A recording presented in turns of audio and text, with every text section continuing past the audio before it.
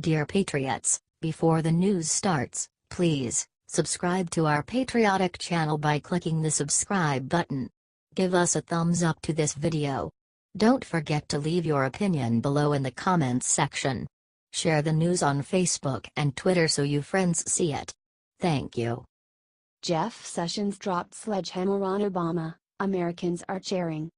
Amid his time in the White House, Barack Obama frequently abused the powers of the executive branch. Presently, Attorney General Jeff Sessions is finding a way to guarantee that no president will have the capacity to abuse his power again the way Obama did. Sessions disclosed to Breitbart that the Department of Justice was ending the executive branch's legal activism of the past organization, while likewise fighting the judicial activism of liberal judges. "I think the department did become too political under President Barack Obama," Sessions said. "Essentially, it was executive branch legal activism. They would take cases or regulations or statutes and expand or redefine the meaning of words in them to advance the agenda that they thought ought to be advanced, an agenda that often had zero chance of passing Congress, where the elected representatives sit. So you have an agenda, and you can't get Congress to pass it, so you use unelected regulatory officials and lawyers to draft regulations and enforcement policies that carry out a political agenda that the people don't favor," he proceeded. "And I think that was a factor in this past presidential election, and it was an issue that was known to a lot of business and legal experts. They saw this as a dangerous trend." Sessions cited to Obama's Deferred Action for Childhood Arrivals (DACA) program, which terminates March 5, as an essential case of executive branch legal activism. The Attorney General went ahead to excoriate the courts for keeping President Donald Trump from pulling back Obama's policy. President Obama said repeatedly that it was not legal, he couldn't do it. Congress had took up an issue and it failed to pass. So they just did it anyway, he said. "But now when we tried to withdraw the DACA policy, we've been sued and judges have stopped simple withdrawal of the policy." Sessions clarified that the biggest surprise of his tenure as Attorney General has been the plethora of cases in which a single sitting federal judge, one federal judge out of 600 some odd, for insubstantial reasons, issues an injunction that bars the executive branch of the government from protecting people, and from being able to fulfill the function for which the chief executive was elected to fulfill. He said that the executive branch couldn't go about as a co-equal branch of government on the off chance that it needed to gain approval of every one of 600 federal judges to carry out the policies the president was elected to do. What do you think about this? Do not hesitate and write your thoughts in the comments section below. HT Breitbart.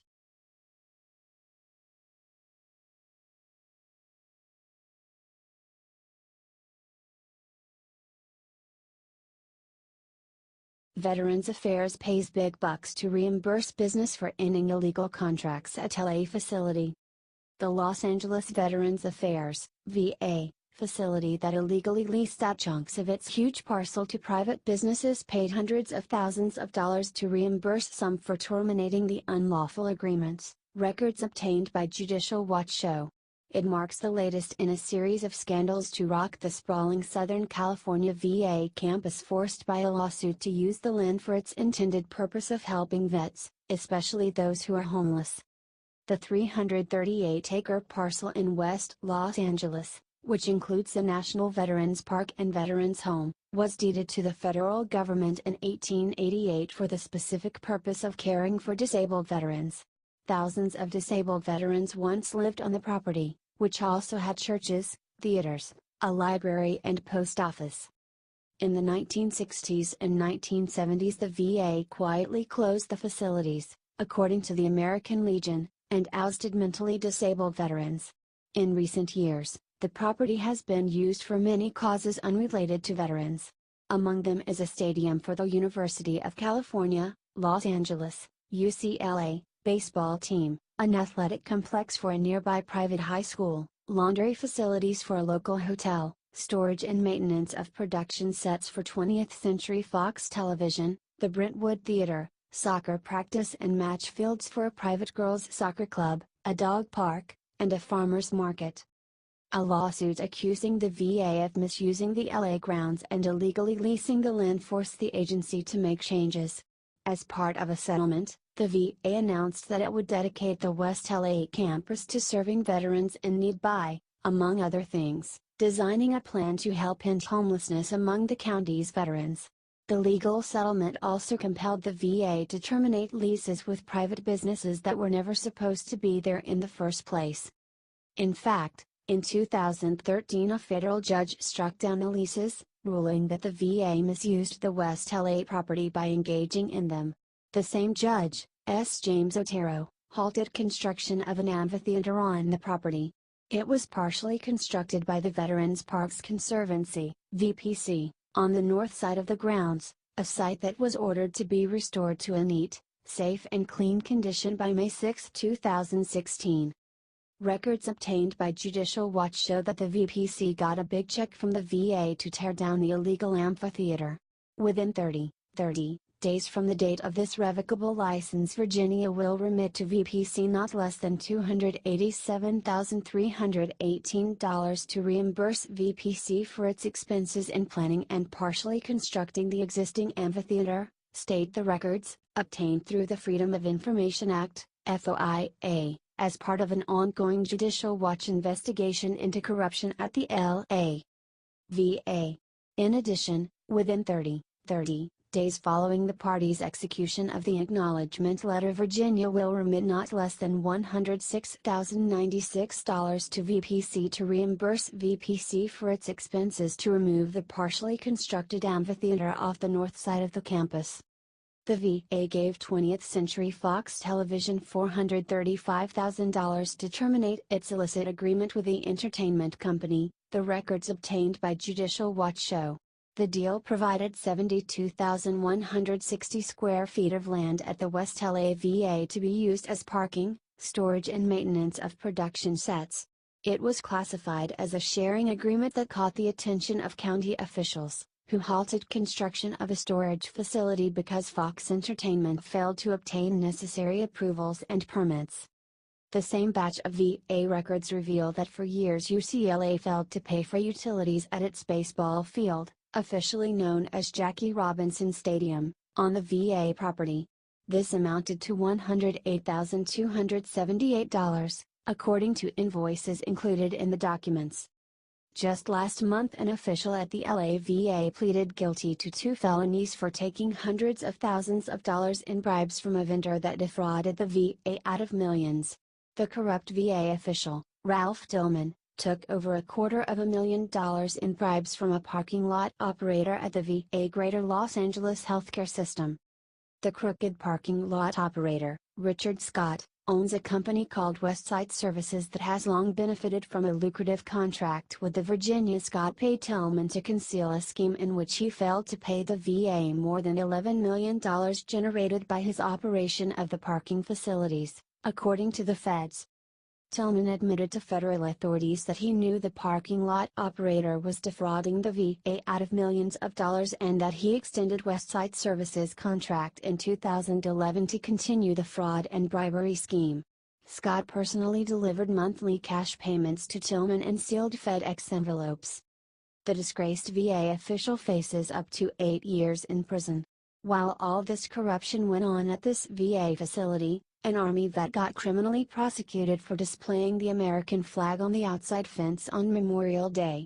His name is Robert Roseberg and he faced up to 6 months in prison for the ghastly offense of reportedly affixing Old Glory at a site honoring those who served their country.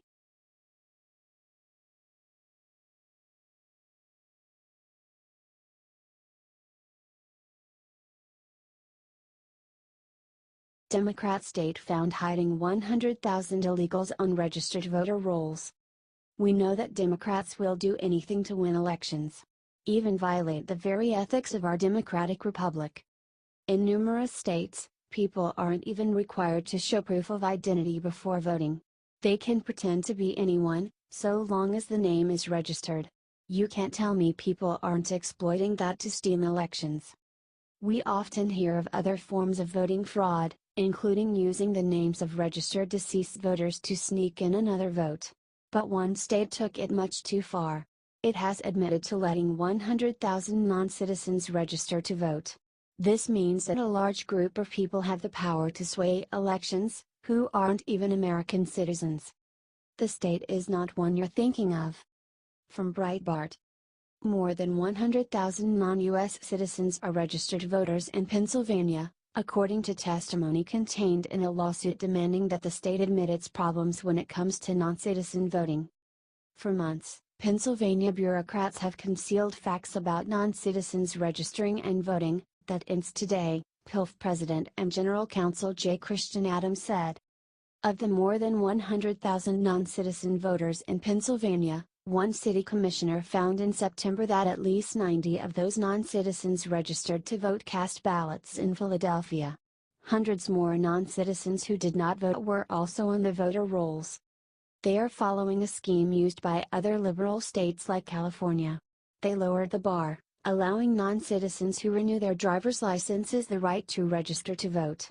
There's just one big problem: being allowed to drive in the US is not the same as legal citizenship. This is an obvious attempt at voter fraud. No non-citizen, even a legal immigrant, should be allowed to vote in an US election. Would I be able to vote in Canada, simply by getting a driver's license there? Of course not. Why should it be any different in America? News of this fraud comes after liberal, Pennsylvania judges recreated the congressional election map, which now gives Democrats a distinct advantage. Clearly Democrats are doing anything to steal the state from legal, voting citizens. Whether inside the law or outside of it, they will violate our democracy to have their way. News is spreading that other states are also joining in this ridiculous practice, including New Jersey, Virginia, and Texas. So, when are we going to say we've had enough? The time is now to stop this before illegals take over our country for good. Breitbart.